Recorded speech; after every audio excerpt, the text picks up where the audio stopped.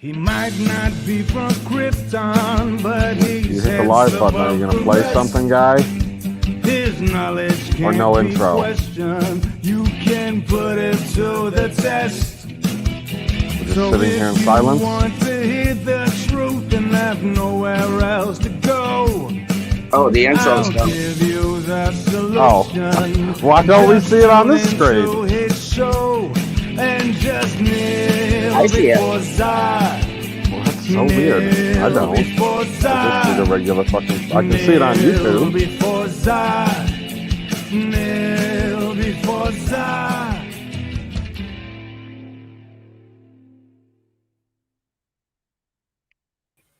And welcome back, everybody, to the most earth-breaking, ground-shaking, but somewhat not media show money-taking, the man, the myth, the legend, the most electrifying villain in all of YouTube entertainment today, Mr. Zod. And today we have some great talks. We have some talks about cancel culture and things like that. But before I get going into the show, I just wanted to do a quick announcement because I just found out today I will be having a guest on here that I'm pretty excited about because I just found out about this like literally a minute ago. But Zach Leary will be on here. If you guys don't know who that is, he's an author, he's an actor, a director, and a writer. He's done work on the show Portlandia. So I'm super excited. He's got a podcast and he's going to stop by this Thursday at noon. So awesome Lee, and exciting. What is his name? What is his name, Lee? Zach Leary. Oh, he's related to, isn't he related to Dennis Leary? Maybe, I don't know. No, he's like an 18th cousin to Dennis Leary.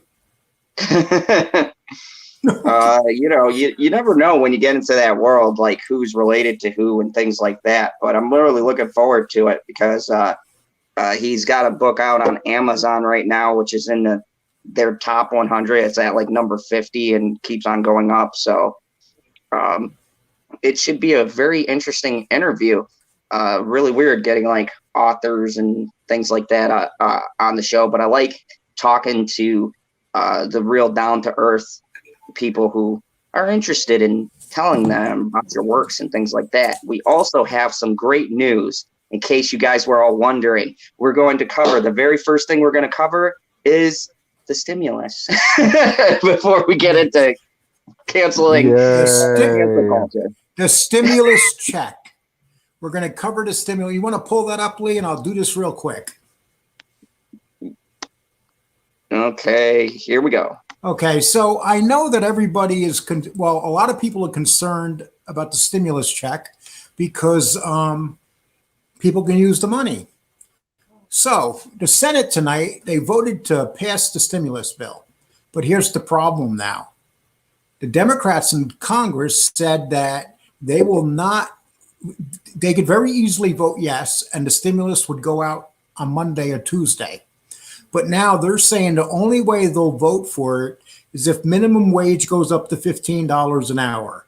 So basically, they're holding it hostage. So here we are sitting at home. We can all use this money, and they're still playing games.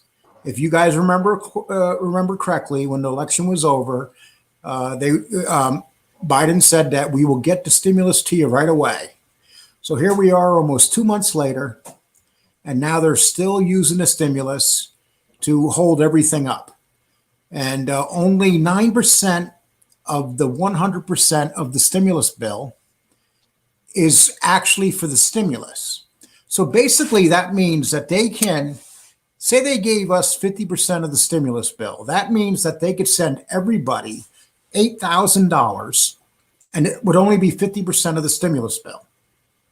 But what they're doing is they're giving us breadcrumbs, because they estimated that if they sent us $1,400, that it would last us all until July. So they are under the assumption that $1,400 would help the Americans survive until July. PB, how long would $1,400 help you survive? I didn't realize that July came after March. Yeah, exactly. They actually That's came new out information with a report. to me. Yeah, they actually came out with a report that said that $1,400 would help the Americans survive until July. That is how far detached both parties are from us. Not one party. This ain't a political statement. This is all of them. They think that we can live off $1,400, and a lot of people don't have jobs. But it was kind of exciting today when the Senate passed it, because everybody said, "Oh wow, it looks like we're going to get finally have the stimulus sent out this week." But a little while ago, AOC and her crew came out and said that they're going to stop the bill and not send out the stimulus unless, basically what they're saying is unless you go to $15 an hour. And here's the shame part. Okay, you can fight for the minimum wage increase, but do it at another time. Why are you making people suffer and not give them the $1,400 stimulus check like you pretty much promised? And, I'm not one that likes money from government, but right now everybody can use it. And it's just a shame because people have been laid off because of COVID. People have gotten COVID and lost their jobs because they can't work and they're sick. So that's all I have to say about that. We can move on to the more exciting stuff, but let me have Mr. Zod close it out and tell us what his feelings is. Okay, so before I get into my long diatribe, I'm going to do, Shalana says the 1,400 only not long. lasts me a week because of bills and food. And I think that's where my rant was going. Look, realistically, these people don't live in the real world. Okay, $1,400 back when Father Zod was a young Kryptonian and, with cows and the little house on the prairie, that would have lasted forever. But in modern times, $1,400 is not that much. I mean, my rent alone is in the upper 600s, right? Some people pay more than that. I'm pretty lucky, actually. And so no one wants to hear that this thing that they need is going to be delayed whilst they're struggling. A good friend of mine who lives down the road from me can't get a job. And sure, you can raise the minimum wage, but your problem is that you have to have people to go to those jobs to get the pay increase. So either you create more jobs so that people can go to them and get the great minimum wage hike, or you give them money while they're laid off during this apocalypse. I mean, I don't get how that's not simple to these people who get paid to analyze this stuff. I don't get it. It mystifies me how they argue, and they're not even arguing on the right point. That's the short of it, really. Either create more jobs or give people this money right away, but fighting over giving more people money for minimum wage is asinine if you're not going to create the jobs for people to go to. I just don't understand it. It's both sides. They're both idiots. Either side can't agree on anything. And it hurts the people. And so much of this money is going to states like New York, California, and Illinois. And these are states that misran themselves for 20 years. And so basically what they're doing is they're giving these states money to basically steal more money because, none of this money is going to get to the people. And it's just, it's just a shame. But I was hoping tonight that we would talk about the stimulus and just say, hey, guess what, people? We're going to be helped out here and get a stimulus payment. And I'm sure everybody here could have used $1,400. But it was funny unfortunately, because just called me, Hen said, oh, this is a Yankee stuff to talk about. Yes, just call me Hen. Sometimes us Yankees talk about Yankee stuff. I apologize. I guess coming from your guys' different areas, you guys don't have to deal with this, some of this crap that we have to deal with. But, here's the thing. Everybody in different countries, no matter if you're coming here from the UK or if you're in Brazil or wherever you're from, every country everywhere has their own different issues that could be very easily solved. But yet these people up top that were voting for or paying their salary, they're just sitting there twiddling their thumbs and thinking about how they can make that's more because money. that's because they make $200,000 a year. Let's put it this way: when McConnell came into office, he was worth $145,000 25 years ago. Now he's worth $145 million. Yes, So and what if do you you guys think don't his- know, I am drinking from my awesome Stormtrooper mug. So yes, you know, hashtag Okay, Disney, so if we're- you hear me, pay me money. So what do you say? Make sure you turn off your iPhone. PB, did you turn off your iPhone? I've never owned a fucking iPhone. What's wrong with you? Be a man. Didn't you talk to him about this? You're supposed to say, Oh. no, I didn't turn off my iPhone. I'm sorry. Okay. But PB, way to drop the ball, man. Way to drop the ball. Darth Mortis, welcome. I haven't seen you on this channel before, so hi. How are you doing? Good to have you on. We're going to be talking about, of course, Bill Burr and, you know, how cancel culture, how he took a shot at cancel culture. But here's the thing. Father Zod looked up this New York Times article, which we'll get to, but there's something else I want to put out. A lot of these YouTubers and some pretty big YouTubers that I know are questioning how much Bill Burr actually did, or whether or not he said enough, or whether he's being a coward because he's not coming out. Look, here's the thing. Bill Burr works for the company that Gina was fired from. Yes, he could just go and explode his career and probably be all right because he's got lots of money and he's in other stuff. But do you want to just sabotage your job? No. So I think he handled it professionally and tactfully. He said his piece. He called out what he needed to. You don't have to go on a tirade to show somebody's support. You know, he came out and we knew who he was talking about. Who else was he working with on there? It was pretty obvious. You know, you don't need to come out and say the name and do what these other people are doing and be like. But he did say the name. Out. What are you talking about? He did say the name. He didn't say it at first, and that's what they're talking about. Oh, he did okay. a podcast, and he didn't come out and say her name right away, but he insinuated, and he goes, yeah, and you know, and if I get out of line, the company might, you know, get rid of my bald effing action figures. So, I mean, you know, it was strongly implied who he was talking about. And let's pull that up. Let's pull that up, and we'll tell you exactly what he said. Okay, it says actor, comedian Bill Burr slammed the cancel culture and addressed the firing of Mandalorian star Gina Carano, who played Cara Dune in the Disney series. Burr, who played mercenary Miggs Mayfield, showed nothing but support for his Star Wars co-star on the Bill Burr podcast.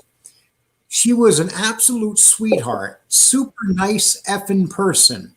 Unless she said some truly horrible shit or said overly racist shit, he continued, I don't know. I think there is just too many channels. And then you got to go to the sensational shit. I don't know what the F it is.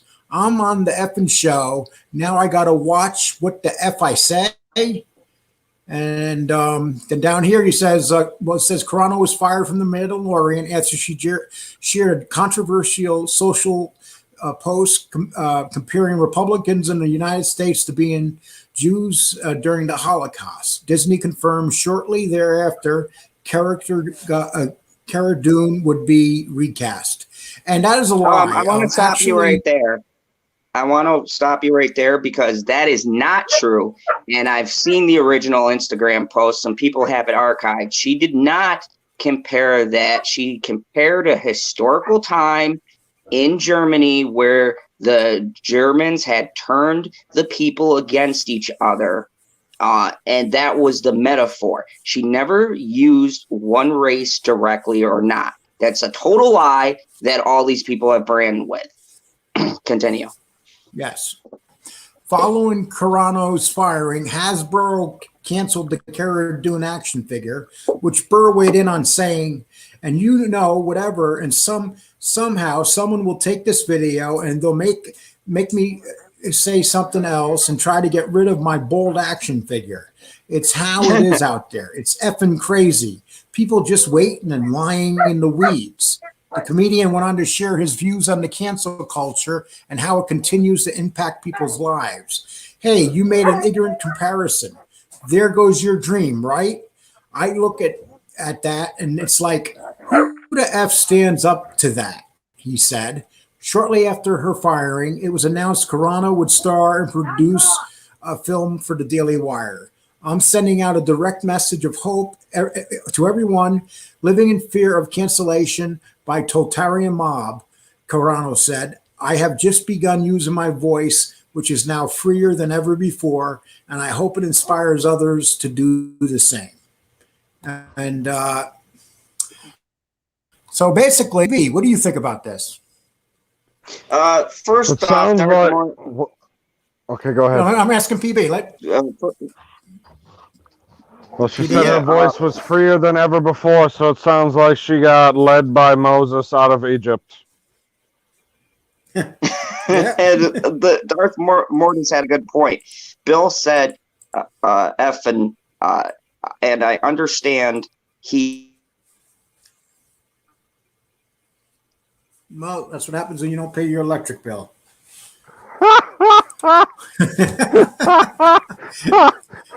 They I was like, wait a turned second. him. When he... Oh, that's the end of the sentence, because he's gone. Hilarious. There he is. He's back. Oh. Yeah, this thing kicks me out sometimes. I apologize, but yeah, Darth had a good point. He had two of them. He said he has to look out for him and his family. At least he came out sort of when no one else did. That's true. And Pablo's posts were worse. If you guys don't know Pablo Hidalgo, and look, here's my thing. No matter what side of the aisle that you're on, the fact is, this was taken way out of proportion. Now, look, there's been other stars who have come out and said worse. If we're going to crucify one person or you don't agree with their opinion, fine, I can get behind that. But if you're going to fire one person, then you better fire the other bunch of people who have come out and said worst statements, because when you just fire this one individual, it makes me think you have a personal grudge against that one individual, because you had Pedro Pascal, who made an inaccurate and completely wrong comparison to the same exact thing. He used Nazi concentration camps to the internment camps, apparently, where the refugees were staying, and it was a wrong statement, and everybody pointed out that it was wrong, but you fired Gina Carano instead. Lee, why don't you pull that up, that article up I got right there, talking about Pasquale.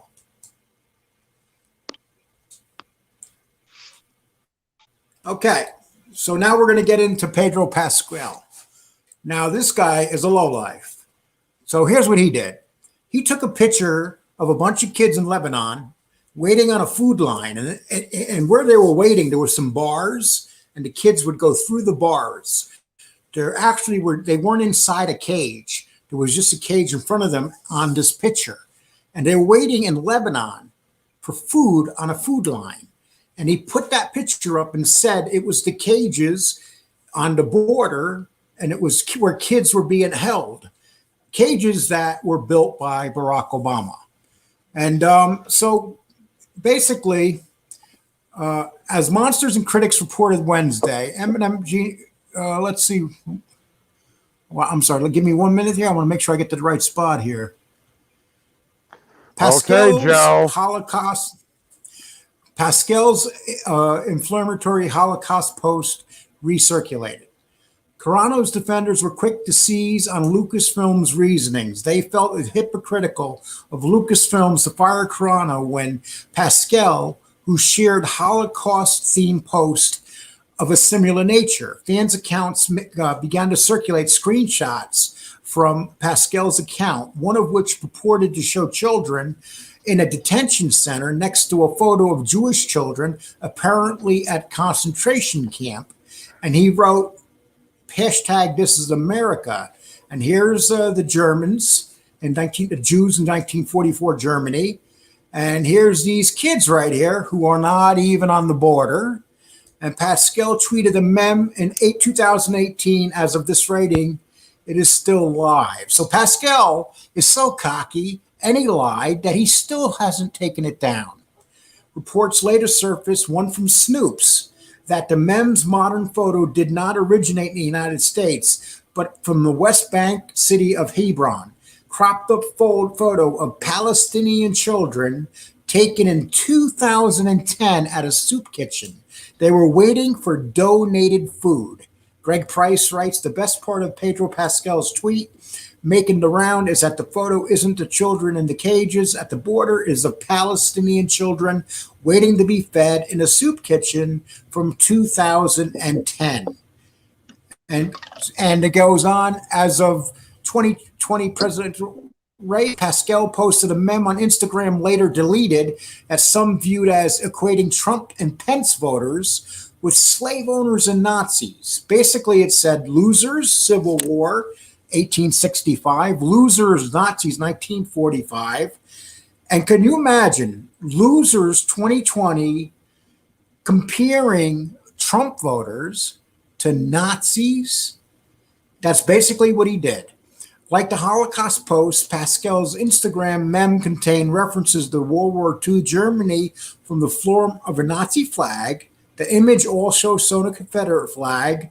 Okay, and the other stripe backlash consisted of Disney and customers sharing screenshots of cancellation confirmations along with the hashtag Fire Disney Plus. And we love Cara Dune, Gina Carano. And here it is. And people, if you remember when this happened, people were canceling their, millions of these actually went out, people that were canceling their Disney. And here's the shame part. Despite all this cancellation of Disney, Disney just had its best streaming year by far ever. They made a shitload of a boatload of money. And this is, gentleman, Michael Abdicoat wrote, they say a picture is worth 1,000 words. Well, here's two. Cancel Disney Plus. We love Gina Carano. We love Cara Dune. And this is, this is what happened back at this time. And I just wanted to share that. And I guess if you guys want to go at it now, go at it. Go at it. Carmen says hi to you. Tell us what you think. Tell us what you think, PB. That's what I'm saying. Tell me what That's what you're here for. Jesus. Oh, first of all, hello, Carmen. Secondly, what I think about this story that, how many times have we talked about it already? Half a dozen already? It's been a few. My thoughts haven't changed. It's totally fucking ridiculous that people have zero, and I'm talking exactly zero, logical consistency. Because that's the only fucking thing that I ever ask for. It's just a little bit of consistency. Because fine, go ahead and fire her ass for this shit tweet that she put out. I don't necessarily care. But then when I look at the same fucking guy who works for the same exact company, damn, he works on the same frickin' show. And he puts out a tweet that is just as offensive to somebody who's going to get offended by that stupid shit as the one that she put out. And he did it years ago. No repercussions there. So he left it up. He left it up. A little consistency would be nice. Just a little bit, but that's probably asking way too much of people. Can you imagine, PB, that he left it up to this day? He doesn't care. Of course he left it up. He can put whatever he wants up. He has the right political views. And here's what it is, too. No matter, and I've heard people on both sides universally, for some strange reason, offended by the Carano tweet. Fine. but they're only hearing half the information, and half of the stuff reported, even from the post that you read, Father Zod, was wrong, because she never compared a group to the Nazis or the Jews. She never even put one group or another. She used a metaphor. And the fact that people are so stupid and uneducated today that they would take a metaphor out of context and prove the point of what she's saying is the thing that boggles my mind, because the point of what she's saying got proved when you canceled her, because she was saying with the mob mentality, if we keep on going down this road, this is what's going to happen. And what happened? She got canceled. Bill Burr, the same thing. They're trying to hype up what he's saying to make it look like they're not doing him a favor. This is all a smokescreen. They're trying to make it look like, oh, look, Bill Burr's coming to the defense of Gina Carano. Oh, my goodness, this bad boy. And it's like, no, he's talking sense. He's saying, why are people being could you imagine? And Father Zod, you could answer this. Wait, imagine did you just call Bill Burr a bad boy like he's in a Will Smith and Martin Lawrence movie? You know what I meant. Jeez. Anyways, imagine, okay, and this is for everybody in the chat too. I want you to put on your tinfoil hats. I had to say that because of the funny tweet going around. Imagine if Richard Pryor lived now. Go ahead. You guys answer this. What do you think would be like if Richard Pryor said what he said now? I don't know. Let me tell you why. Because Bill Burr and Dave Chappelle they've been doing skits and attacking everybody. If you go on to YouTube, Bill Burr's going off on everybody and they're not touching them. It depends how powerful you are. Bill Burr and David Chappelle are extremely powerful in their industry. And there's certain people that they can't touch. I'll give you an example. Sylvester Stallone. There's just certain people that cannot be touched because you know why? They make a lot of money for a lot of people. Okay, but what about Richard Pryor? Say we had Richard Pryor in this lineup. They wouldn't touch him. They wouldn't. They wouldn't. What are they going to? They're going to go after a black comedian and fire him? Come on.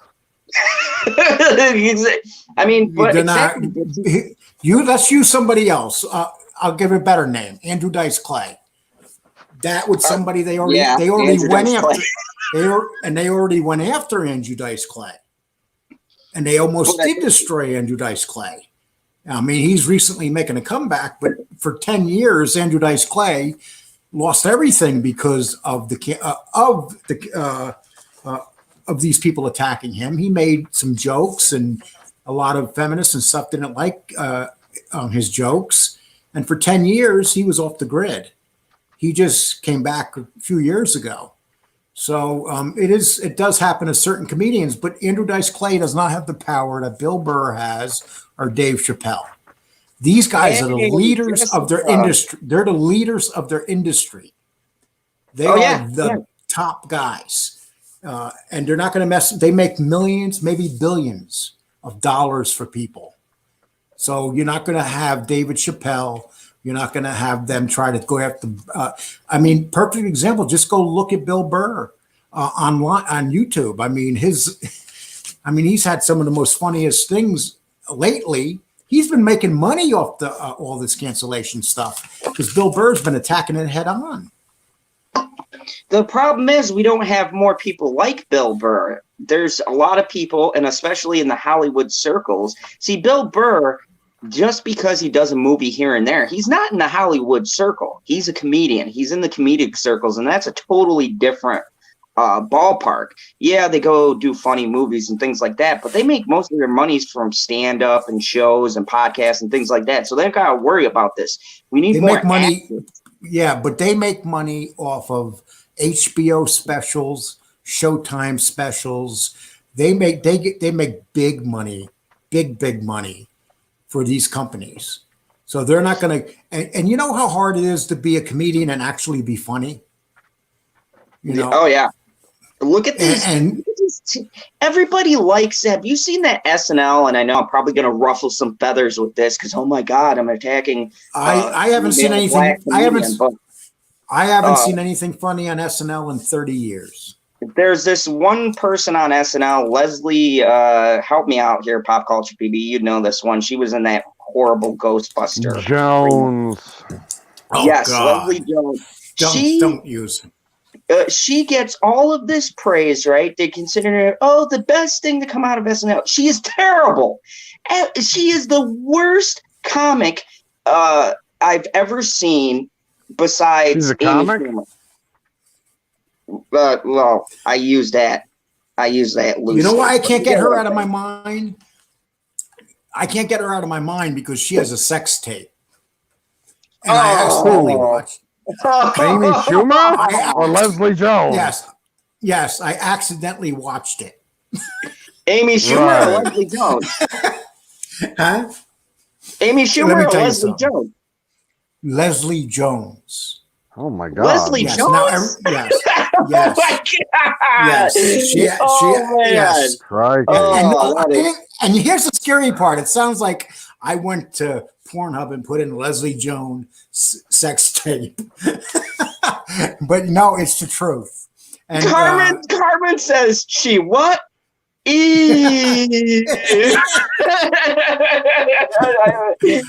you want to go ew, watch it. Oh no! I will never. Look, I have watched some crazy things in my day, but I will never, ever watch. Okay, let me use a word to describe her. Movies. Let me use a word to describe. I can use one word to describe her. Well, two words that equal one word. Grand Canyon. Oh, what? PB, do you want me to send you a copy of that? Oh my God, no. You know it's bad when PB only gives 2-word answers. Well, here's the bad part. Once you can't even process that. The glare just said, dude. I'm You're gonna tell me there's only one bad part about this? Is that what you're Look what Daytona says.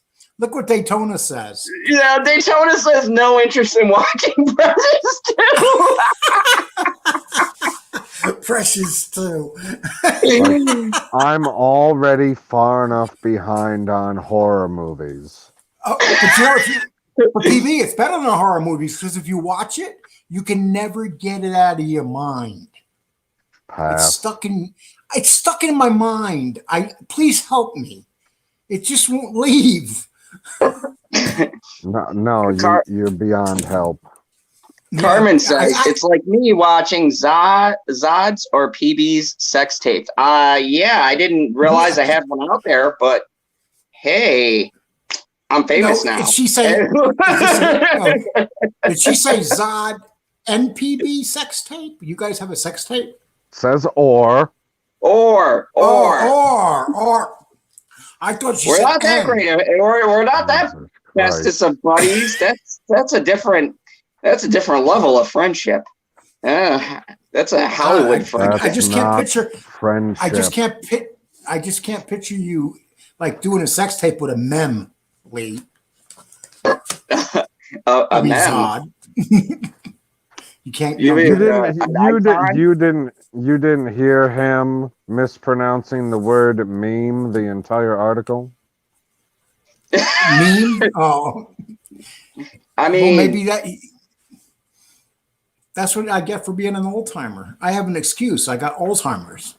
You got boomer disease. It's fine. Yes. Hey, what's wrong with you tonight, PB? You sound tired. What's going on with you? I mean, you need a hug. I was told we're not supposed to give hugs. It spreads viruses. You sound exhausted. I mean, I've been up for a little while. You're exhausted or sad. Okay, this is what happens. Okay, here we're going to get a little off track here. Mr. PopCulturePb does an epic staying up for like 24 hours. The man hasn't slept yet. Okay, and then everyone's telling him, hey, PB, you need to get some sleep. If you don't sleep, it's bad for your health. And PB's like, nah, it'll be fine. It'll be fine. I'll be good. And now he sounds like a burnt out emoji. Now look what just call me hen says, Lee. Leave him alone, Zod. He No. was working. You know what? Carmen? No, This Lee- is the only Lee- time I'm Zod. going to have. Zod, Yes. just call me hen. Can you read just call me hen? Oh, just call me hen says he is normally miserable, or he is more miserable than normal. Yeah, I know, but he's on with the greatest person ever. He loves being on with me. I mean, like, this is our thing. Hey, we're making him laugh. We're bringing him back. He's laughing now. You know, I started off with, I thought he was going to laugh when I wrote, I'm not Kevin Spacey, but he didn't laugh. So, you know, he just sounds like he needs a hug. I scoffed at your name, you son of a bitch. You got to remember, PB, I did that because I was thinking about you. I was like, oh, let me make PB laugh. God. Now, what would you have done if I said I'm not Kevin Spacey, and I came on and it was really Kevin Spacey? That'd have been wild. Oh my goodness. I haven't seen Kevin in a minute. Yeah, God, he's disappeared. I mean, he's literally disappeared off the face of the earth. I'm starting to think he really did do something. I guess. I'm sorry. Here's the thing I want to talk about, though. We've seen cancel culture going through a lot, and here's the thing that's dangerous. I talked about the Dr. Seuss thing, and Father Zod, I haven't gotten your opinion. I'm sure people love, I don't know why, but they love to hear you give your opinions. Here's one I want to ask you. What is your opinion, because Darth Mortis brought this up, about them getting rid of 6 Dr. Seuss books? I can give you one example. About 6 years ago, a couple of years into Barack Obama's presidency, he had a group of about 100 kids outside, and he was reading to them Green Eggs and Ham, a Dr. Seuss book. And he actually literally stayed there with his wife and read the whole book to the kids. So we're going from him reading that book to those kids to this crap a few years later. So we can't blame it on him. So I know. I mean, here we are. But here we are. It's you got to remember, this is what they did. We talk about Germany and the Nazis. This is what they did. They started burning books. They started taking books off the shelf. They tried to start controlling what you could see. Twitter has taken people off just for their political belief. I mean, right now, look what they're doing. We're under attack. And the thing is that anybody should be able to think the way they do as long as it's not injuring another human being. Back during the 40s and 50s, Hollywood, which was so guilty back then, Hollywood was firing people because they were communist, and they were going after them with the FBI, locking them up and put them in jail and destroying their careers. And a lot of these people were innocent. And Hollywood so Hollywood basically has reversed their cycle, going after innocent people that happen to be communist. A lot of them were communist. And a matter of fact, one of those people under investigation was Ronald Reagan. That's, Wow. Can you imagine that? They went after Ronald Reagan, claiming that he was also a communist. So they were just going after everybody back then. This is a lot along those lines. And we're just in another era. So this ain't nothing new. This is always going on. Yeah, it's amazing because it's worse than ever. It's worse than ever. No, my ass, it ain't worse than ever. It's always going on like this. You've always had people a certain group trying to control another group. Whether you're a conservative or a Democrat or a liberal, in the 80s, the conservatives were trying to control everything. In the 90s, it was the middle of the road. Then it turned again. It's always somebody trying to control somebody else. Always. This ain't new. And they always say the same thing. The country's coming to an end. Something bad's going on. They've That's always been saying weird. that. I thought that the sky was falling, and every day I wake up, it's still up there. Yep, it's still up there. And you know what? And do you ever go outside and look around, because you live in a beautiful area, PB, and you say, look, it's still the same as it was 100 years ago. Maybe a couple of houses are there. It really hasn't pretty changed. close. Pretty close. And that's how I think here. I live in this little town of 2,000 people. Nothing has changed. Nothing. This is what they want us to think. They want us to fight with each other. The only They thing want us to that hate each changed in my town was they took out the railroad track because the train didn't come through here anymore. And I wanted to give a shout out to Shalana, because she had an excellent thing that she tagged me on Twitter with, and she took a picture of the Dr. Seuss books that they got rid of. And, something struck me about this, because, we don't burn books in the modern age now. That doesn't happen. But we are virtually burning books, because when you take something out of print, you're trying to erase them. And here's the problem. I've noticed this with my daughter's books. I didn't even tell you this, Father Zod, but some of the stuff in her history book, it's very small. She came and brought this history book, right? And I compared it, and so did Mama Zod. We compared it with my book that I had when I went to high school. And there's stuff literally missing from history books. Schools that are supposed to be teaching our children a complete outlook on the world are trying to erase. But you can't compare that, because here's the difference. Your daughter has read her little book. You never read that big book. Oh yeah, I did. I got punished. You heard the story. I was a year ahead. I've heard the story. Huh? You were a year ahead in school? Yeah, that was the year I skipped a bunch of classes. I was a year ahead in history, because Mom had gotten the wrong book, and she made me read and write out all the questions. So when I took the quizzes, they were on the book that I just happened to do. So I love that class.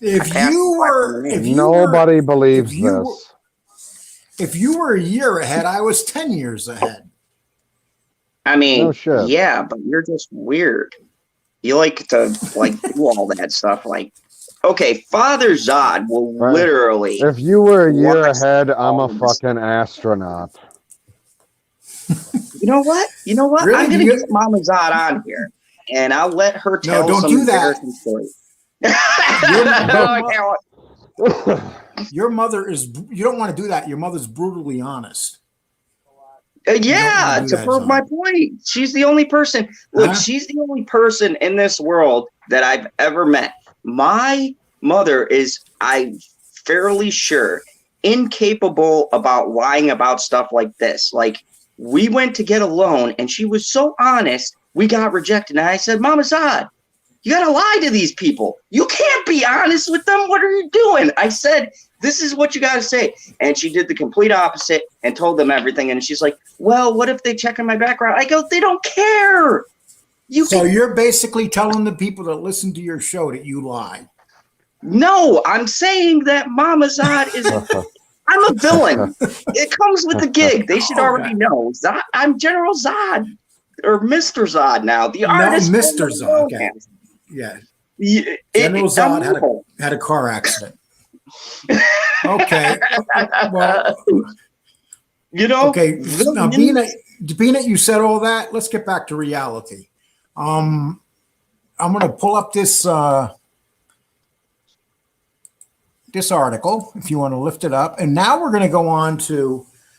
Before you pull that up, right now, as Zod can tell you that he was in the movie. He worked in the movie theaters. And PB could tell you that he went to the movie theaters. Fact. PB, did you used to go to a lot of movies? I wouldn't say a lot of movies. I went to the bigger movies that came out, at least as far as the action ones are considered. I didn't really feel like spending money to go to the theater to see a comedy. Well, I was reading a few interesting things, and it's kind of backfired on Hollywood. Hollywood's came out with all these. You have a bunch of actors making way too much money. Scarlett Johansson, Meryl Streep, all these actresses, they're demanding $16-17 million a movie. So these streaming services that come out now refuse to pay anybody that kind of money, because the streaming service that making these movies believe that if you're an actor, any actors can make these movies, and there's no such thing as a big actor that drives people to the theater anymore or to streaming services. And I was talking to Zod before. What's the name of that horror movie, Lee? I mean, Zod? The Quiet Place. Now, there's one actor in there. He's a mid-level actor. I believe that he played in a comedy series at one time. And he's and what's his name? John Krasinski. There you go. Okay. John what? John Krasinski. Oh my God. Okay. Will you act like you're listening, Lee? Okay. Yeah. So this guy, he's a mid-level actor. He's not a star. So what they're doing now is they're bringing actors like him in.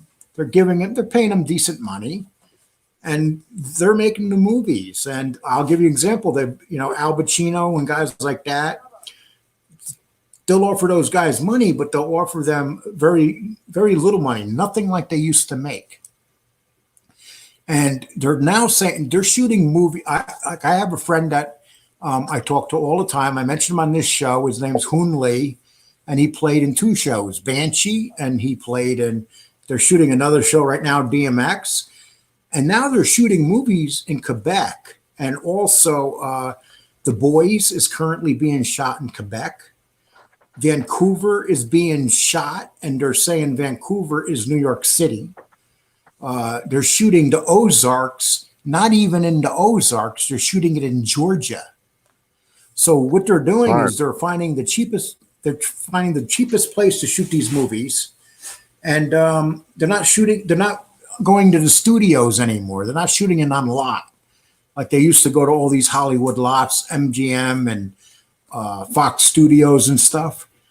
They made more movies last year at Silver Cup Studios in Astoria, Queens than they did at MGM during COVID. They made more movies at that little Silver Cup studio. So Hollywood is basically dying. And also in front of all the big places in Hollywood now, outside you got people living in the streets blocking the entrances to the studios. So a lot of actors don't even want to shoot movies in those studios anymore. And so this article's from October 16th, 2020, and it's Hollywood is dying and the elites don't care. And basically, this guy says, I've been a film buff for 20 years. I understand the business. I was even a screenwriter at one point and obtained an agent. But after dealing with slimy behavior of the Hollywood ilk, I was immediately disenchanted and decided to walk away. What I realized at the time was that the entertainment world is designed for a very specific purpose, to steal the energies of talented people and exploit those energies to achieve the most meaningless or manipulative endeavors. The people that manage and own production and distribution companies are in the most part, talentless. Like most narcopaths, they have no capacity to be creative. So they must feed on their intelligence and imagination of normal people in order to fuel their business. If it stopped there, then maybe the system would actually work and there would be some semblance. Many artistic people don't handle business very well, so someone has to. Production creatures want more than money. They also want micromanage the message of every film, TV show, video game, and product that is released. They want to inject their own ideologies in every property. They do this because, as narcopaths, They desperately want to feel creative power, even if it means hijacking the projects of others.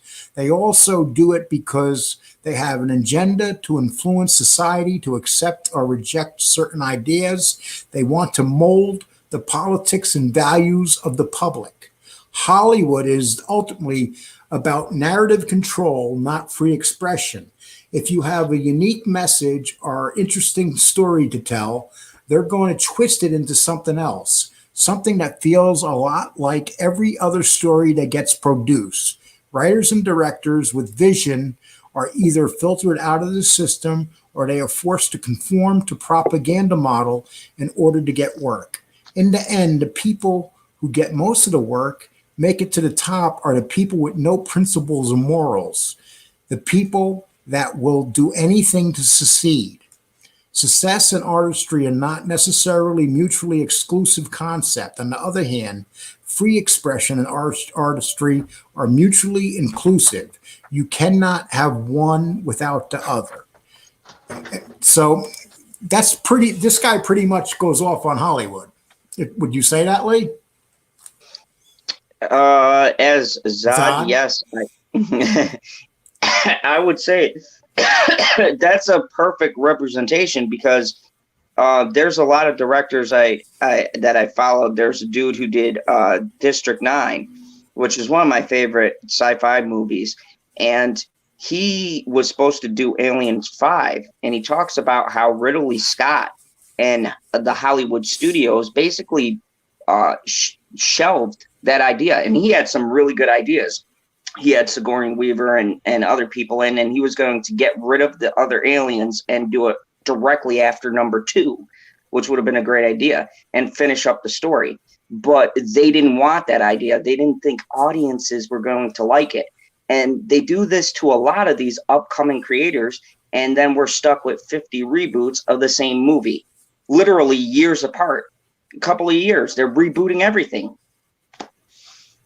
Yep. And here's what he goes on about, talking about Hollywood dying. If you have noticed a severe decline in the quality of American entertainment over the course of the past decade, you are not the only one. 70% of Americans say they would rather stay home and watch movies instead of paying to go to theaters.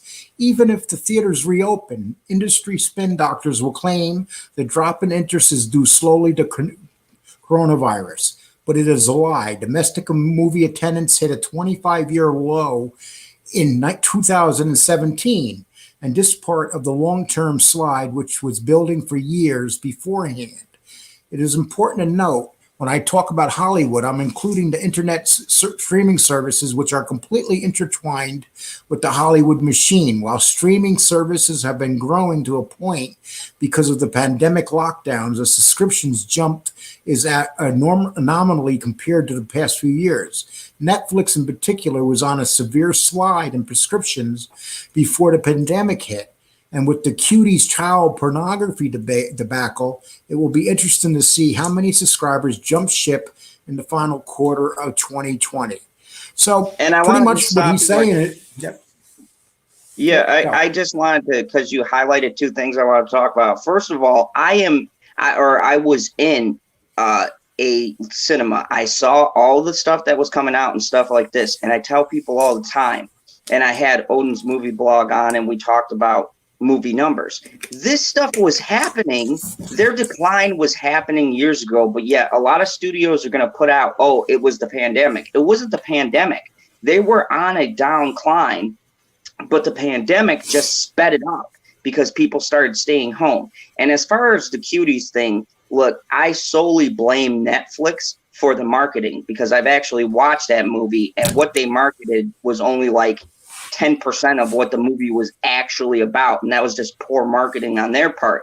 But the fact is, even with that, Netflix has done amazing. All of the stuff they're releasing and stuff, they've killed it because of the corona, when people stopped. And now Warner Bros. And HBO Max are releasing movies for free side by side with the theater release. And which one are you going to do? Take a bunch of kids to the theater, or like watch that horrible Tom and Jerry movie at home? you're going to watch it at home because you don't want to keep track of everybody running around and asking for popcorn and all this stuff. So that's why they're getting killed. Yep. And the point is, Hollywood was crashing well before the pandemic, and the reason is clearly related to the change in priorities from making money and making consumers happy to making value statements regardless of the logic or practicality. There is a massive evolution going on, and the public is growing tired of the controlled pop culture paradigm, as well as the industry zealotry of the new hyper political message. Most people are not stupid, maybe slow to catch on certain things, but not stupid. They recognize when they are being bombarded with propaganda and they don't like it. When the balance of storytelling and entertainment shifts too far in either direction, left or right. And I agree with that 100%. Let's hear from our most intelligent panelist, PB.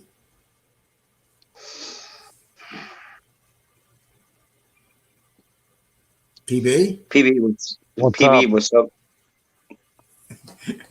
We want to hear from you. About what? What I just read. Oh my gosh. You did it to me again. You just read an entire paragraph and you go, what do you think? I think that you read an entire paragraph of Hollywood falling apart. Here. So Lee, Zod, why don't you tell me what you think? I think that this is totally like, here's the thing. Hollywood is pretending like this collapse was part of Corona because they're trying to save face. But if you look at numbers and you look at the way that things were turning, and me and PopCulturePb had this discussion with Perp Minded, who's all about streaming. He was right about one thing. Now, if you look at it, streaming is dominating. It's getting to the point where cable is being phased out or non-existent. Satellite is non-existent. And they're going directly after the movie fan base. And here's the thing. Disney, a while ago, released that crap Mulan for like $30 on Disney Plus. And thank goodness Bitchy has a friend who got it and we got to watch it, unfortunately. And then you have them also do now this Ray the Last Dragon or whatever is coming out, and they're releasing that for $30. But people are going to pay for that because they don't want to go out to the theater. They want to stay at home. When Black Widow comes out, they're going to pay for that too. And it's killing the industry. And look, I love the theaters, and Shalena in the comments said the same thing. I love the theater. I love the smell of popcorn going through the lobby and the feeling you get from when you watch it on the big screen. But it's sad because there's going to come a point, and you're already seeing it, where theaters are going to be closing down and they're just not going to be making the money. And with HBO Max doing this deal, with Disney doing what they're doing, and those are your two biggest companies, they're screwing over the cinema business because they know that there's no money to be made anymore with people going out, which is a shame because they're keeping people in their houses and they're taking away the experience of, you know, going out and meeting other people and meeting your friends and things like that. It's actually sad and kind of scary. What's that, PB? What's that, PB? I said safety first, man. You don't want to be going outside your house and meeting people that got viruses and whatnot. This is dangerous out there. That's the thing, right? They're like, oh my God, we can't have people. And they have a max capacity, supposedly. We can't have people, you know, intermingling. But you're taking, it's really kind of clever when you think about it, because you're taking people out of the public where they would get out and do other things. You're keeping them in their houses and you're selling them consumable media. You can order everything. I mean, like if you look at my background, I got my bed right here because we ordered our bed online, had it delivered, and we didn't have to go out to a store and buy it or whatever else. You know, we just went on Amazon, said this looks good, came in, the bed's great, and it works for us. And that is where we're getting at with society. You can literally order everything from home. but it's cutting out human interaction.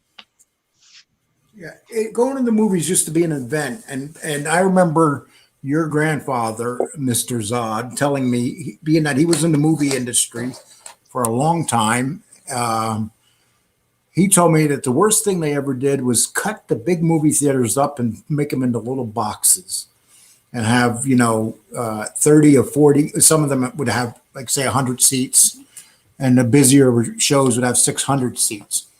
So it was no longer an event. You'd go to a theater and they'd have 20 movies playing in there. It's so bad that you would go into one theater and you could hear the noise from another theater. I mean, and you know that, would you say? Oh, yeah. So you're sitting in one theater and you're hearing the noise in another theater. It used to not be like that. When they had double cinemas, that was considered a big thing, 2 movie theaters. But once they started cutting them up to these little cookie cutter theaters, that's when the downfall began, because they were so greedy to make money, and they thought the more theaters they put up, and the more. But what happened? They needed movies to put into these little theaters, and they started making crap and putting out these crappy movies. And there was a time when movies were made, and every movie that was made was so thought out. It's not that way, right? None of these, these movies are so bad now. Very rarely can you even watch a movie that's interesting. And especially I like a was good drama. told every time that a movie comes out, you just ask the question, is it better than Joker? Yeah, well, I seen Joker, and I know that you guys liked it, but I thought it was a mediocre movie at best. Yeah, I'll always debate that, and Australian will debate that. We are the biggest shills of that movie. I personally thought it was brilliant, but here's the thing. I thought it was boring. I thought it was a pretty boring movie.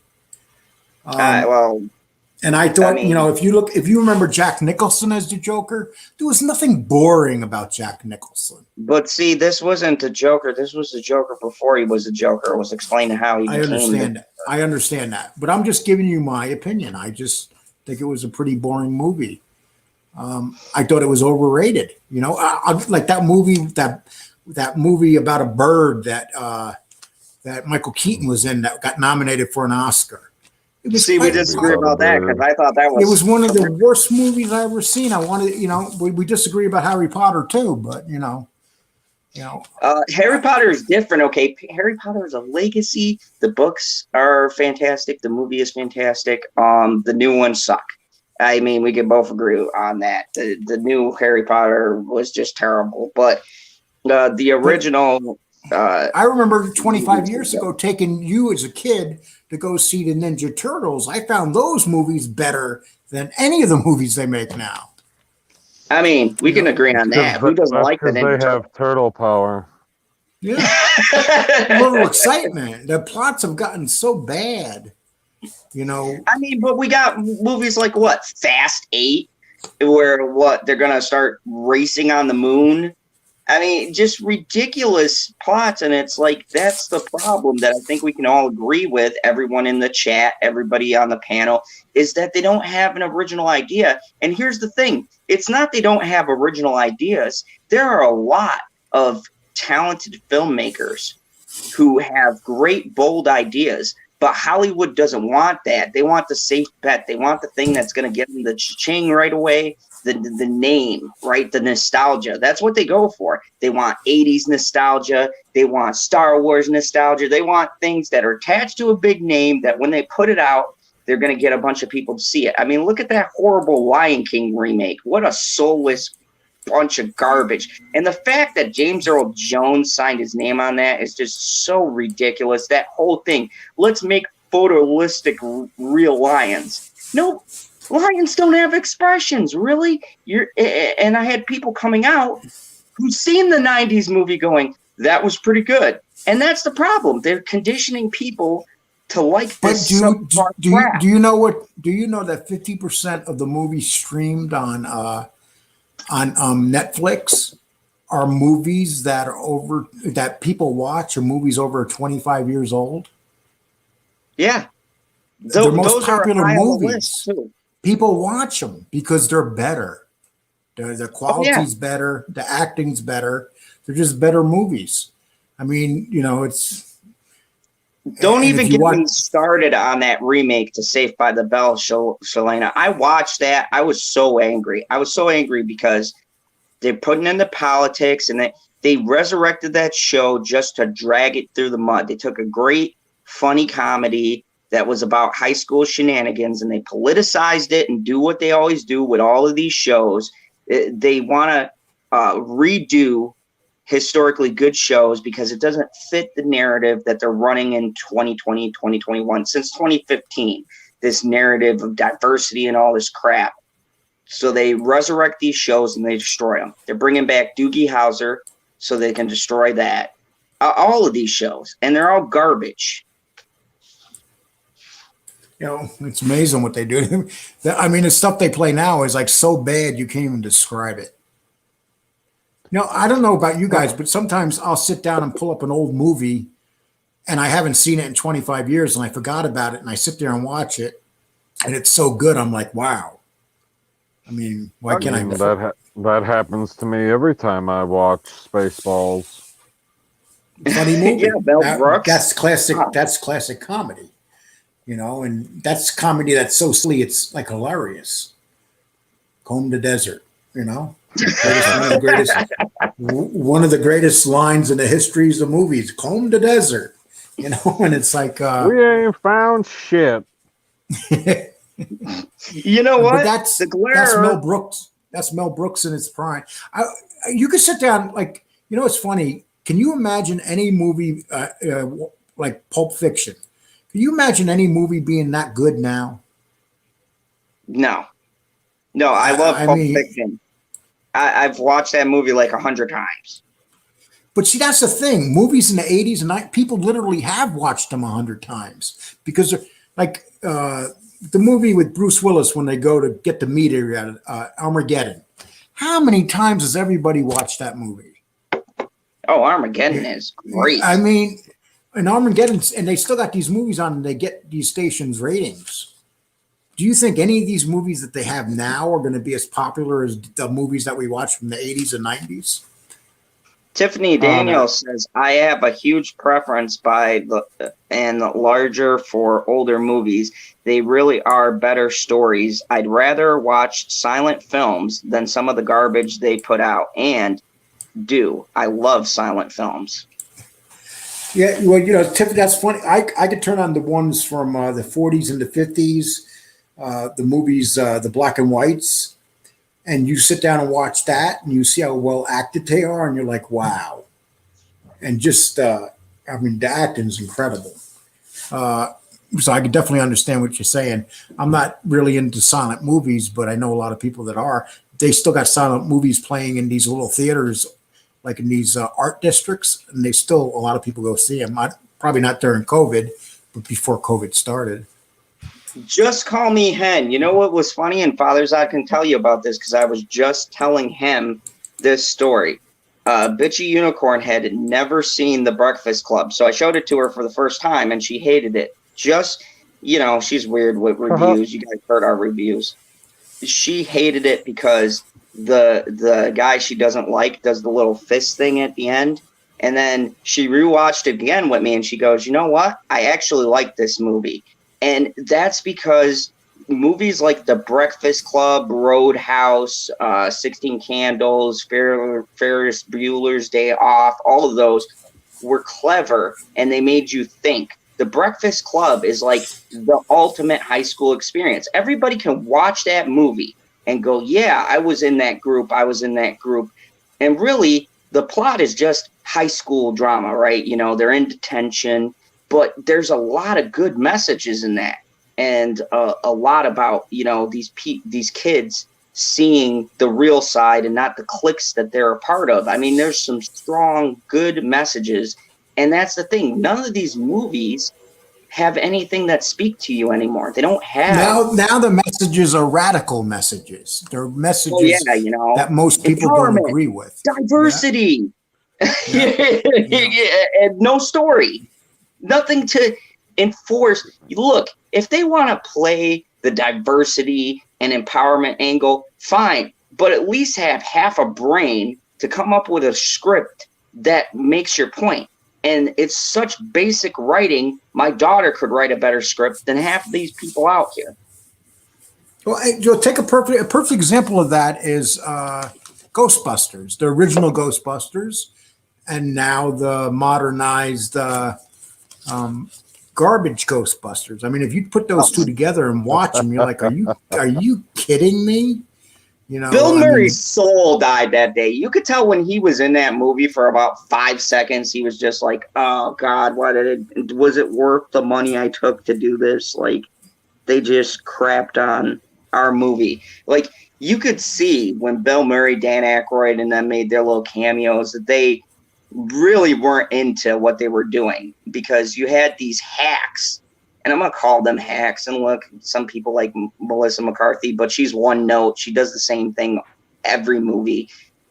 These guys don't have the comedic chops that Bill Murray, Dan Aykroyd, and the rest of them had. They just don't. They don't have the charisma to carry the movie.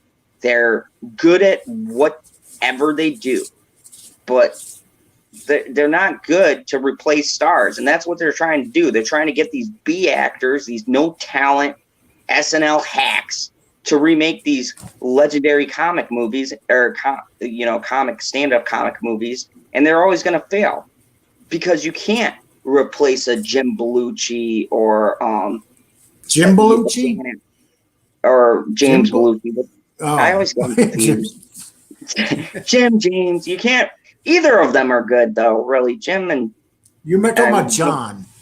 Or John. There we go. You can't replace a John Belushi. You can't Jim replace... Belushi is the brother that no one knows. No, I wouldn't go that. Oh, God. I wouldn't go that far and say no one knows who Jim Belushi is.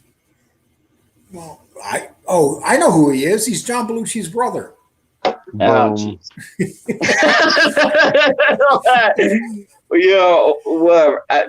But you get my point. You're not going to eclipse these great comics and everything new. All these new people in Saturday Night Live, they try to push them into these movies, and they're not funny. They're not even good on Saturday Night Live. So how are you going to give them a whole movie? It's ridiculous. Yeah. You know, it's like, think about like any Al Pacino movies of the 80s. You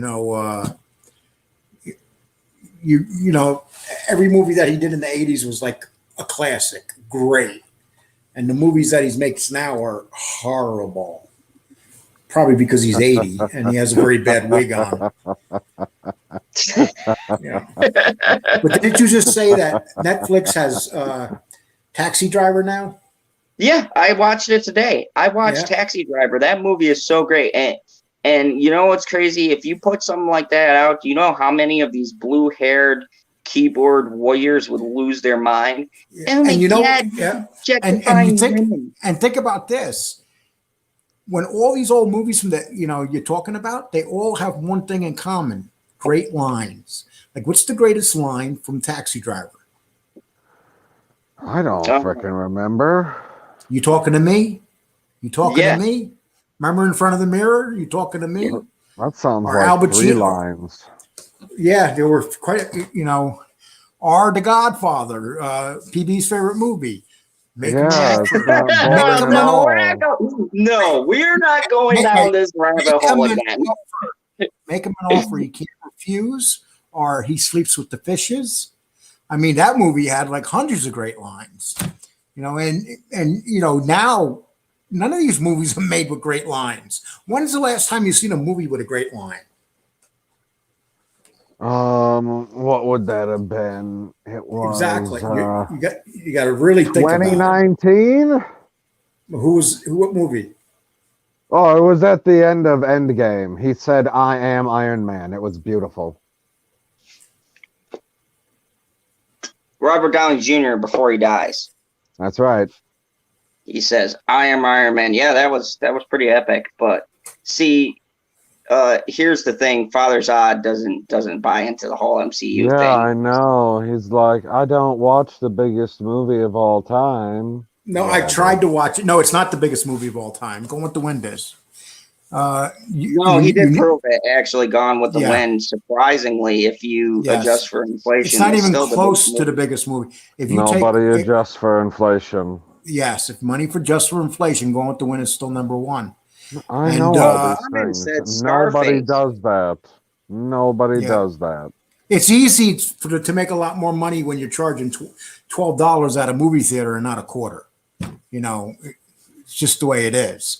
You know, back in the 40s and 50s, no movie theaters were empty. You know, Friday night, Saturday night, every theater was packed.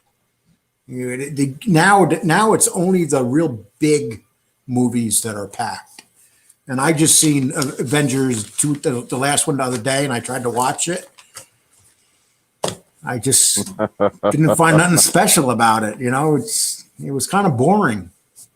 Oh yeah. No wonder you think something like The Godfather isn't No, boring not when you me. sit there. Okay, here's the question. How many Oscars did The Godfather win and how many did The Avengers win? I have no idea. The Godfather won 11. Ooh. So 11 If- Oscars makes it not boring? I don't know. if you're the only person I've ever heard that said The Godfather's boring. I don't think you're listening to anybody No, else. actually, he is not the only. Okay. Unfortunately, Wait a minute. Lee, do you think thing. The Godfather's boring? You're the same age as him. Oh, absolutely not. Yeah. I totally and utterly disagree with Mr. Pop Culture PB's philosophy. You know what it on is? It's the culture of now. The culture of now does not like in movies with intelligent plots. They want to see actions. They want to see things blowing up. They want to. It's the truth. They want to see things blowing up. They don't want to see pop things. culture. We did have there is something to back up this point because we had Cybernetic Husky on and we were talking about J.J. Abrams and he brought up Michael Bay and he goes, you know, I like Michael Bay over J.J. Abrams because at least he makes stuff blow up. So that does kind of prove the point.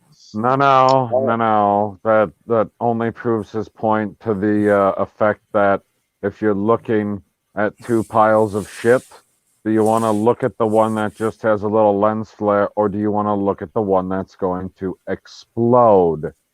Okay, so let me ask you a question. How come explode. a person like me? How come a person like me have watched The Godfather probably 50 times? I don't know, because you like watching boring stuff. I like watching movies with plots. It's right, all, and that's there's what's no plot in an MCU movie. I always forget that. What it comes down to is society now is not used to plots in movies, and that's why the industry is going so far down. You know, I think I heard you say something about Dances with Wolves. You didn't like Dances with Wolves? I love Dances with Wolves. What are you Okay. talking about? Okay, well, someone said that. Someone young. I'm sure somebody said it at some point. Somebody said everything at some point, but it wasn't me. So yeah, but see here, PB, here I've kind of got to, being the objective villain I am, I got to kind of wonder now. Dances with Wolves, everybody on this panel can agree, is a great movie. But how can you watch Dances with Wolves and love that, but not love The Godfather? I'm confused. It's like same acting caliber. You know what it is? Because Hold on. PB's never sat down and watched the whole movie. Oh. He's never sat down and watched the whole movie. Yeah, PB. Watch the whole movie. And then if you still think it's boring, that's fair. Watch the whole movie. Watch the whole movie. But you know why you won't? But then I fall asleep. Because you need something to blow up. Now, if they started the movie with a big explosion, you'd be like, "Oh my god!" What blows up in Dances with Wolves? That's fair. PB's got a point. Nothing blows up in Dances with Wolves. Dances with Wolves starts with excitement too. Now, I got to give you credit for I'm just very surprised you like Dances with Wolves because The Godfather plot's better. Sure. But then again, you probably don't like Going with the Wind. I don't know if I've ever watched Gone with the Wind, so I couldn't give you an opinion on it. I love Gone with the Wind, and Gary North said, PB, have you ever seen the Untouchables? God, not that I remember. Wow. See, you would love it because it has your favorite voice impression, Sean Connery. He says one of the greatest lines ever in that movie. He says, Never welcome to bring the Rock. No, he says, never bring a knife to a gunfight. Yes. That was terrible. Go ahead and do it in your voice.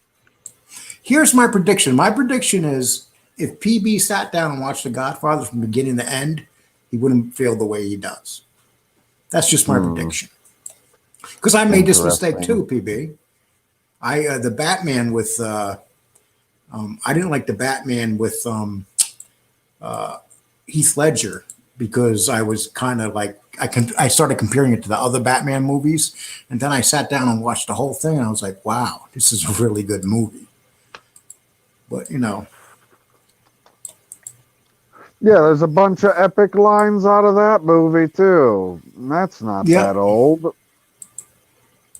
Which but how old is it about? Almost 20 years old now. No, it came out in 2008.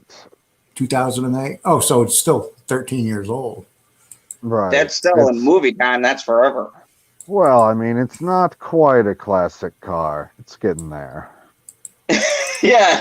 It's on its way. It's got some miles on it. It's just gotta hit the rest of the mileage. Giga Tendency said, Lee, did you like Dances with Wolves too? I mean, Avatar. I love that joke. I didn't like Avatar because Avatar was a very political movie. I hated Avatar. It was a terrible movie. It's the most overrated movie of all time. I would like to do a video about how this movie is the worst movie and overrated. And James Cameron's a piece of crap. Like, yeah, it was a very popular movie. It's actually one of the top 5 most watched movies ever. In that list of people. No, well, in that list with Going with the Wind, based on money, Avatar is in the top 5, which is very impressive because Avatar came out.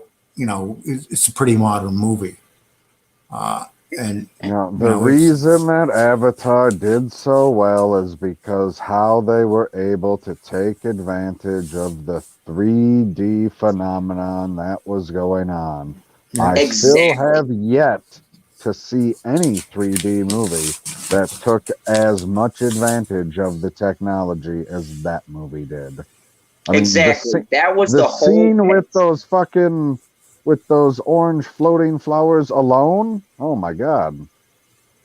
Yeah, that was the thing. James Cameron, one thing about Cameron is he knows how to shoot and frame shots. He has since Aliens or Terminator 2. I mean, he knows how to line up a shot, and he knew how to do the 3D, which if you watch any of these other newer 3D movies compared to his, still to this day, he knew how to get everybody to really get into the movie. But when I saw what it was about and everything else, it was a slap in the face to people who served. It was a big anti-war statement, and he's a jerk. The YouTube he has on there where he insults a fan is just disgusting. Just someone asking for his autograph, and he tells him to get the F out of here. I mean, he is such a pompous ass. I can't stand him. He's one of those directors. But the thing is, he does make great movies. So, name a great movie that he's made. You're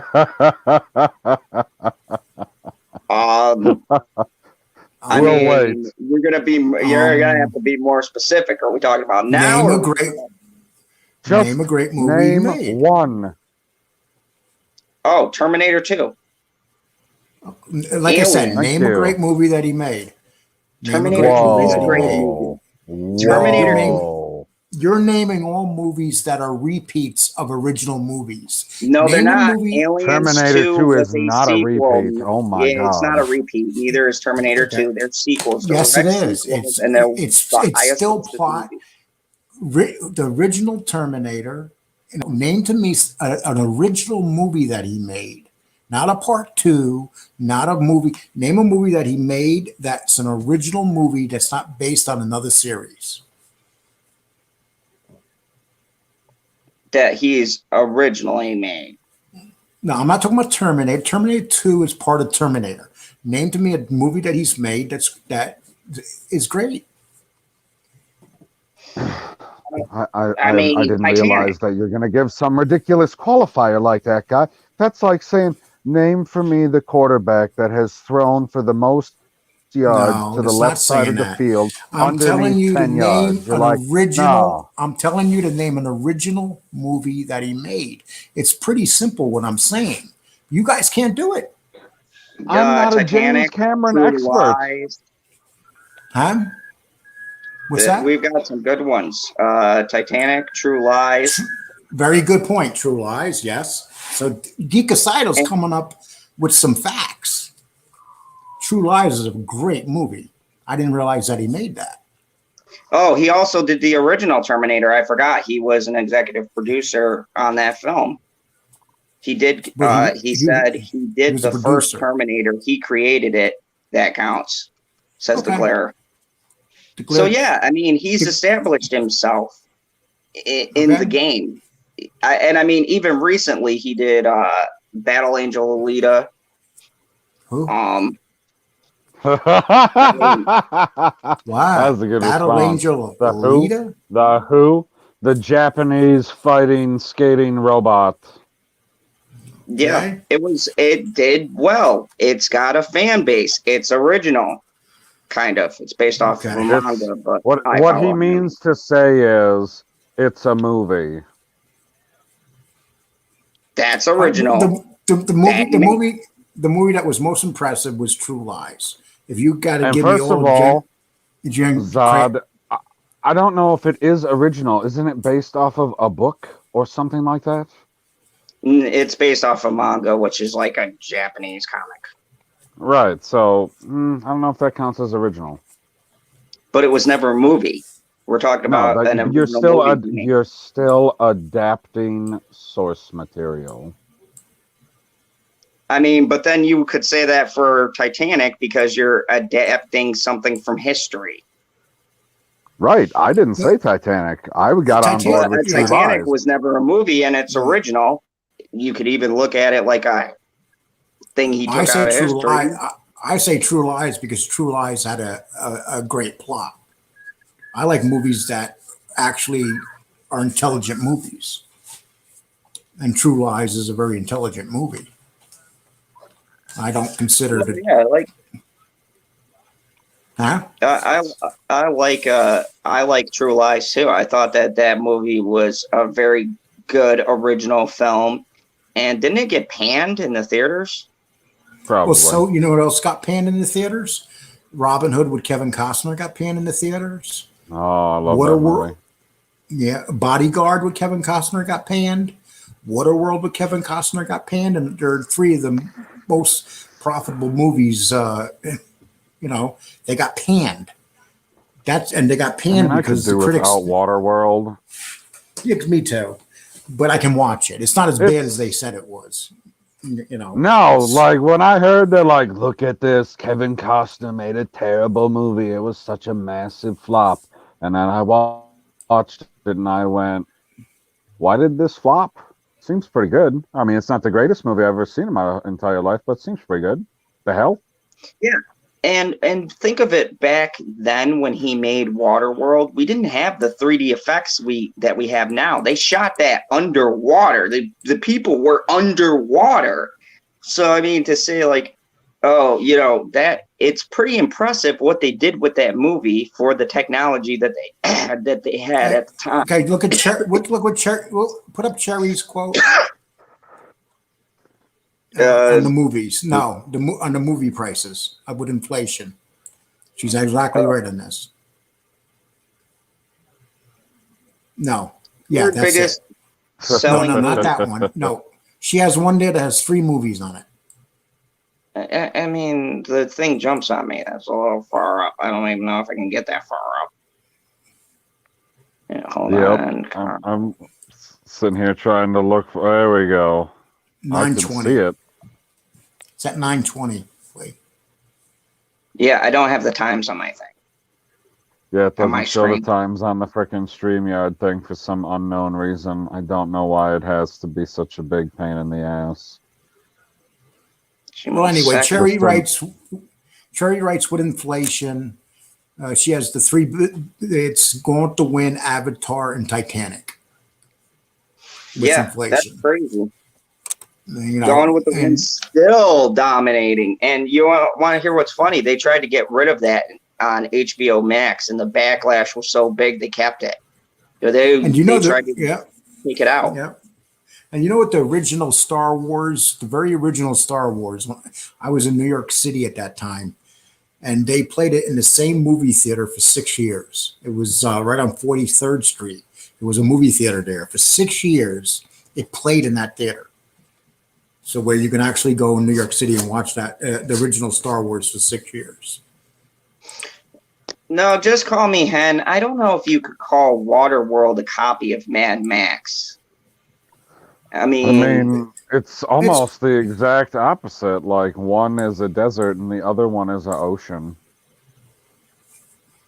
Yeah, I mean, and there's a lot of people that don't like Mad Max, you know, and that's just crazy talk. The first Mad Max is brilliant. Oh, without a doubt. But there's a lot of people that, you know, don't like it because that movie was way before its time. It was like the way it was shot and everything. Oh yeah, that movie broke Mel Gibson out. And that movie was like a great movie because the ones that they came after it were really interesting too.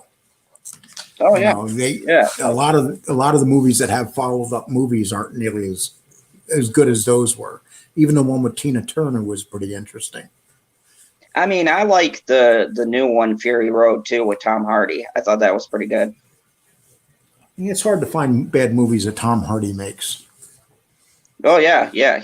We were talking about how underrated Tom Hardy's performances are. Yeah, I don't know if anybody ever seen the one where he plays the twin brothers, the Cray brothers. That movie is fantastic. Oh man, I forgot the name of it because we were talking about it the other day. Man, I gotta look that up again. He played 2 psychotic killers. We're gonna be here forever if we're waiting for Zod to look something up. Crikey. Yeah, that's true. He'll put it in the description after the stream, and by that I mean I'm lying. Anyways, I'm gonna start to wrap this up because I gotta get going here soon, and Unicorn's gonna bring me some food, and I want to eat before I leave. So we've had a great discussion. Mr. PopCulturePb, please, to God, tell me you're not going to have an after show because you need to be on my 1K party. And I'm going to go past 7 hours. And thank the people and Glare, especially Glare, for that good information that he gave us during this stream. Oh, yeah. Glaire's going to be on my 1K party. I found out I can have 10 people, so I created a chat with 10 people, and then we're going to rotate people out. But we're going to have some pretty crazy guests on there. I can't wait. And he didn't invite his father. No. I'm going to shove you in the Fandom closet after this. Holy shit. Yeah, you know the deal. I only let you out at certain times. Unbelievable. You go back to the closet, and then I'll let you out later. No, actually, I don't like to stream more than 1 day a week.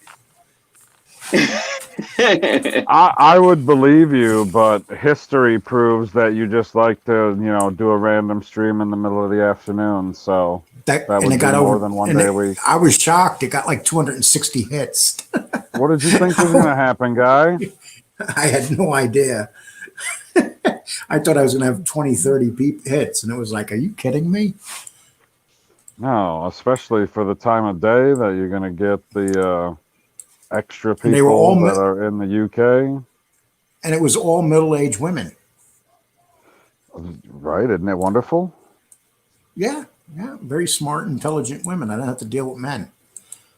Carmen, I am glad you're going to be there. So everybody join us for that. Mr. Pop Culture PB, what do you have coming for us? Anything new? Any rants on Snyder or anything? You ever Man, do any that's- driving videos, PB? I keep looking for more driving videos. You're not putting any out there. I hadn't. You're right, I hadn't, because I had some technical issues with the device that I was using to record it, where it didn't want to store onto the SD card. It was a real problem, but hopefully I got it figured out. So maybe I'll be recording one of those here in the near future, and then I don't know. Well, just so you do know, I've been looking for them. Okay. I do. I think that I have one either uploaded or saved onto the phone someplace, and it just needs some minor editing, like adding the intro and the outro for the frickin' cards and stuff like that, and then it would be good to go. I think that it's I was on hoping that you could do like an ID type driving one where you're dragging a body from your car into the woods and you're burying it. And, make it really exciting. Imagine what that stream would be. Imagine if you just I don't pretend. have to imagine what that stream would be. That stream would be what they call evidence. No, I'm talking about like fake it, like you're not really doing it. Make it look like you are doing it. Oh, That would, you're like, don't Yeah, worry, you don't guys, wanna don't worry, guys. I'll be right back into the car. I just got to get this load out of my trunk real quick. No problem. yeah. Or you tell your wife, I got to borrow your body for a couple hours. Oh my She'll probably god. do it. Oh, you know what? We already have a YouTuber we know. Remember Gravedigger? What was his name? Gravedigger. Gravedigger. Oh, you're talking about over in what is that? Oklahoma? Yep. Brian. Brian. He was claiming he was making a koi pond, but me and PB know the truth. Yeah. He's like, I'm just digging this hole for a koi fish pond. And I was like, okay, Brian the body barrier. Okay. And Windy City Dream says PB could hide one of the beers that he keeps having issues with. Fucking bears. And then Carmen says Big Lee has bad ideas. Yes, I know. That's why I've been in trouble half my life. Okay. Luva, hi. Who? Okay, Lufa. why don't you go? There's some good UFC fights on I want to go see. All right. Thank you, everybody, for stopping by. Make sure you hit that like. If you guys don't know, I have two big things coming up. First on Thursday, I have Zach stopping by, who's a writer, author, Zack Snyder. producer. PB, it's Zack Snyder. No, don't say Zack Snyder, because I'm gonna have these weirdos coming to stream like our Lord and Savior, our Jesus Christ, Zack Snyder is here. Oh my God, I can't wait! And then they're gonna be all disappointed and they're gonna cancel me. These freaking weirdos. No, it's Zach Larry, and he's done shows like Portlandia and things like that, and he did a blockbuster new book. Plus, we have Pat Leopard coming on.